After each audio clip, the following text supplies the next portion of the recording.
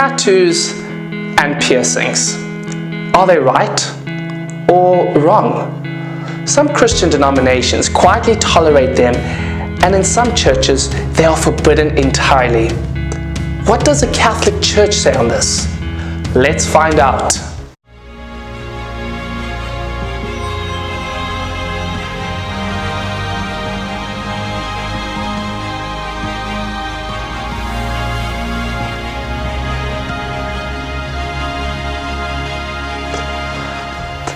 In principle, the Church does not oppose tattoos. There is nothing intrinsically wrong with a tattoo, meaning that in and of itself, a tattoo is not a moral evil.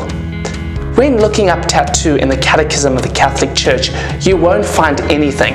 However, under T, you will find the word temple. Although the Church does not have a specific teaching on tattoos, it does clearly teach that we are obliged to honor our bodies and to regard them as a good. Our bodies are temples that house the Holy Spirit. Before we consider rushing out to the nearest tattoo parlor or having our first or additional piercing done, we should ask ourselves, am I honoring my body as a God-given good? Let's look at piercings first. Is there anything objectively wrong with decoratively piercing part of our body? Consider this passage in the Old Testament from Ezekiel. I adorned you with jewelry, putting bracelets on your arms, a necklace about your neck, a ring in your nose, earrings in your ears, and a beautiful crown on your head.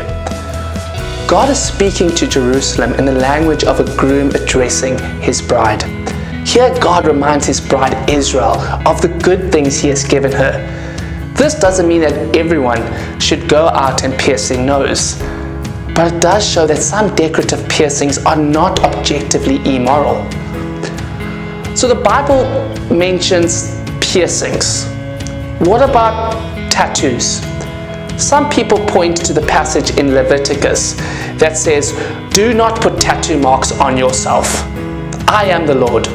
This part of the ceremonial law was binding upon the Jewish people, but not binding upon Christians, only if it coincided with the moral law. We always need to understand the context. Tattoos were not uncommon among the peoples who lived in the same region as the Jews of that time. Many tattoos had religious significance. People used them to depict a god that they were devoted to. Much of the law in Leviticus was to protect the Jewish people from many pagan religious practices they were surrounded by. So the instruction in Leviticus speaks to not participating in pagan ritual practice. Most opposition to tattoos in Western society is cultural, not scriptural. Tattoos have always been associated with parts of society that were considered undesirable. Aside from sailors, many people with tattoos had either been in prison or were gang members. Tattoos weren't done in polite society. Interestingly, Christians have been tattooing themselves for a long time. An early archaeological example from around 700 AD is the naturally mummified remains of a Sudanese woman who had a monogram of Saint Michael tattooed on her inner thigh. This is a Coptic monogram for the name Michael, surmounted by a cross. During medieval times in Europe, tattoos were also associated with religious pilgrimages, often to Jerusalem. These pilgrims to the Holy Land would mark the end of their journey with a tattoo, using a Jerusalem cross or another symbol reflecting the place of their pilgrimage. This seems to go as far back as the time of the Crusade, or possibly earlier. Many Coptic Christians in Egypt have a small cross tattooed on the inside of their wrist as a means of identification. Living as a minority group among Muslims, the tattoo identifies their faith in a visible way and allows them to enter churches and holy sites. The historical tradition of tattoos and piercings within Christianity demonstrates pretty clearly that there is nothing immoral about getting a tattoo. Our bodies are temples of the Holy Spirit. While it is appropriate to decorate a temple with art, it is wrong to deface a temple with graffiti. The same is true of our bodies. When considering a tattoo or a piercing, it is important to consider the following. One is safety. Don't put your body at risk with these fly-by-night tattoo parlors. Another consideration is how will others perceive this? Remember that the image you present to others is worth considering. Make sure the marks portray values we'll always identify with and live up to, because tattoos do inevitably say something about who we are.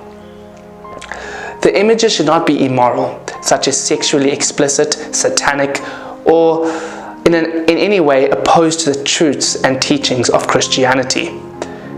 Be prudent. While mom is probably a safe bet, tattooing your current girlfriend's name on your arm probably isn't. Consider the arguments against tattooing. Would you put a bumper sticker on a Ferrari? Most likely not. Is this appropriate artwork for my temple? Am I honoring my body, or am I vandalizing it? If you have considered all of the above, and you are mindful of the sacredness of your body and the need to decorate and not desecrate your temple, only then should you move forward with getting a tattoo and or having a piercing done. A tattoo is something we will carry on our bodies forever. If we choose to get one, it should be something that will inspire us and remind us what is of true importance in our lives. And remember, fight the good fight and keep the faith.